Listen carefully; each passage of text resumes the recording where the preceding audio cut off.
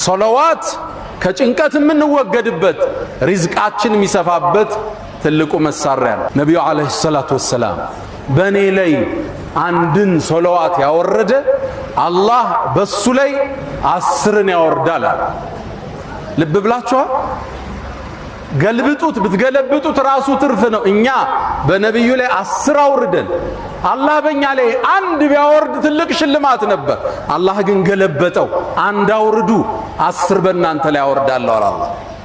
اللهم صل وسلم وبارك على سيدنا ሰለዋት ስንል ጭንቀታችን የሚወገድበት ሪዝቃችን የሚሰፋበት የነብዩ ፍቅር የሚታተምበት እሳቸው ላይ ሰለዋት በማብዛት ብዛት ነው የውመል ቂያማ ደረጃችን ከፍም።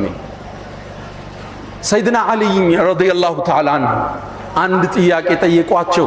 ንግግሬን በዚህ ልቋጭ። አላህ ከፈጠረው ነገር ሁሉ ጠንካራው ምንድነው አሏቸው።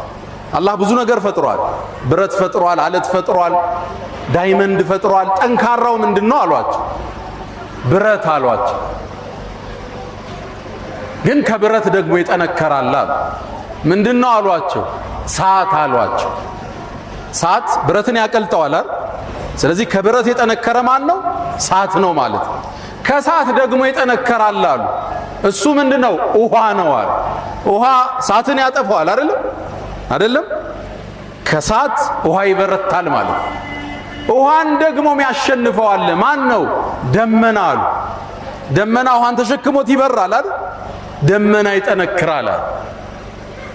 ከደመና ደግሞ ይጠነከራል አሉ። እሱ ምንድነው? ንፋስ ያወዛውዘዋል ደመናን ከቀኝ ወደ ግራ።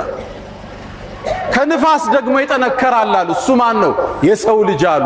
ንፋስን ይተነፍሰዋል፣ ንፋስን ይቆጣጠረዋል። የሰው ልጅ ደግሞ የሚያሸንፈው አንድ ክንደ ብርቱ አለ። እሱ ማን ነው? እንቅልፍ ነው አሉ። እንቅልፍ የማያሸንፈው ሰው አለ?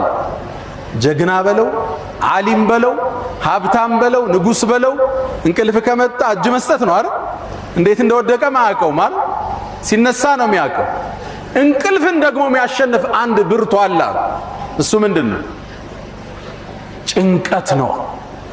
ሐሳብ፣ ትካዜ፣ ሀም ይባላል። ሀም ያለው ሰው እንቅልፍ ይመጣዋል፣ ይወስዳል። ያስጨነቀ ያሳሰበ ነገር ኑሮ ስትገላበጥ ይነጋል አይደል? ጭንቀትን ግን ደግሞ የሚያስወግድ መሳሪያ ነብዩ አንድ ሰጡን። እሱ ምንድነው? ዚክር ይባላል። አላ አላህ አዋጅ አለ።